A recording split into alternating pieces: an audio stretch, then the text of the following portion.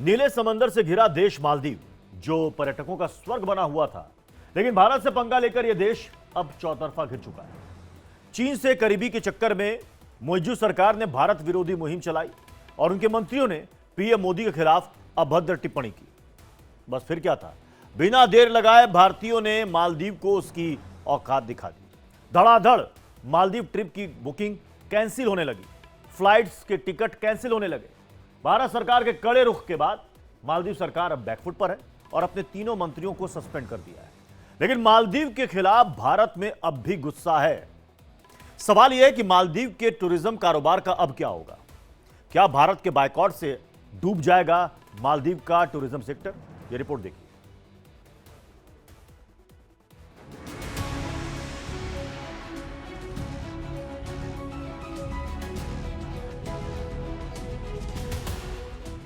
नीले समंदर से घिरे खूबसूरत आइलैंड, शांत बीच पर हॉलिडे का मजा, फैमिली के साथ लग्जरी लाइफ एंजॉय करनी है तो मालदीव सबसे अच्छी जगह है।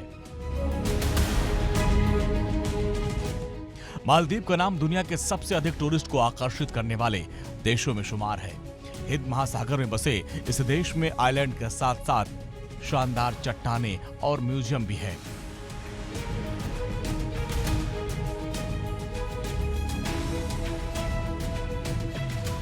लेकिन यह देश अब अपनी गलत हरकतों की वजह से सुर्खियों में है।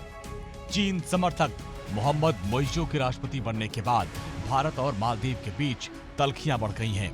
प्रधानमंत्री मोदी और भारतीयों के खिलाफ विवादित बयानबाजी के बाद मालदीव का टूरिज्म सेक्टर बुरी तरीके से संकट में आ गया है।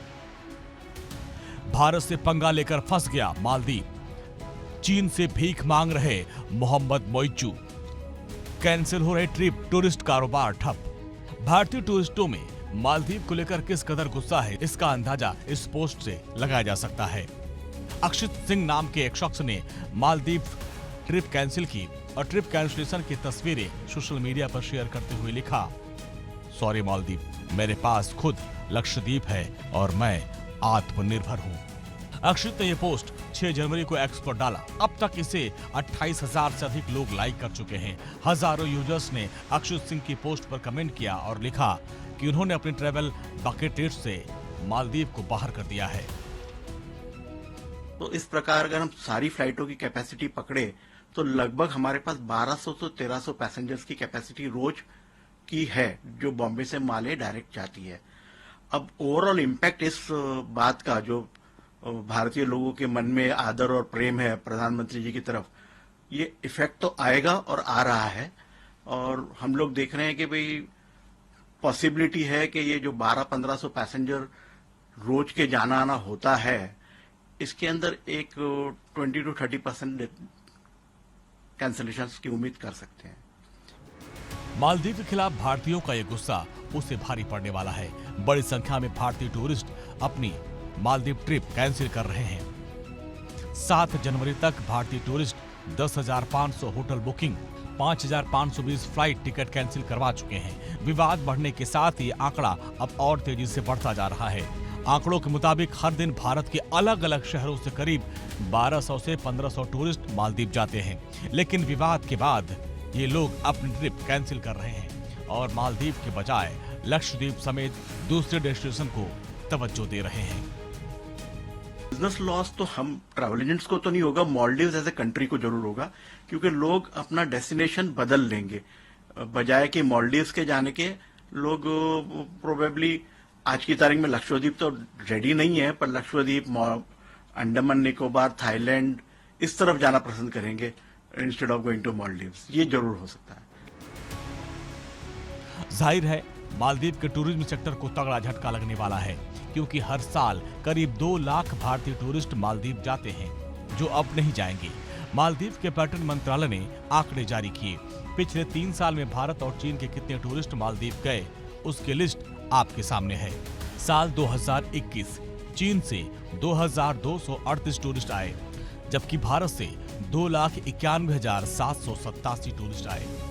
2022 के आंकड़े देखिए, 12,764 टूरिस्ट चीन से आए, जबकि भारत से 2,41,382 टूरिस्ट आए। 2023 के आंकड़े आपके सामने, चीन से 1,87,118 टूरिस्ट आए, जबकि भारत से 2,09,198 टूरिस्ट मालदीव पहुंचे। साल 2021 में मालदीव जाने वाले कुल टूरिस्टों में 22% भारतीय थे, जबकि 2022 में आंकड़ा 14.41% रहा। मतलब साफ है, अगर भारतीय टूरिस्टों ने अपना डेस्टिनेशन बदला तो मालदीव घुटनों पर आ जाएगा। विवादों के बीच मालदीव के पर्यटन निकाय ने कहा, मालदीव के पर्यटन उद्योग में भारत का निरंतर और महत्वपूर्ण सहयोग रहा है। उसने कोविड-19 के बाद सीमाएं दोबारा खुलने पर हमारे पुनरुद्धार प्रयासों में काफी मदद की है। भारत मालदीव के लिए शीर्ष बाजारों में से एक है। यानी भारत से पंगा लेकर मालदीव ने अपना बड़ा नुकसान कर दिया। हालात की गंभीरता को देखते हुए मालदीव की सरकार अब गिड़गिड़ा रही है। Bureau report, India daily live.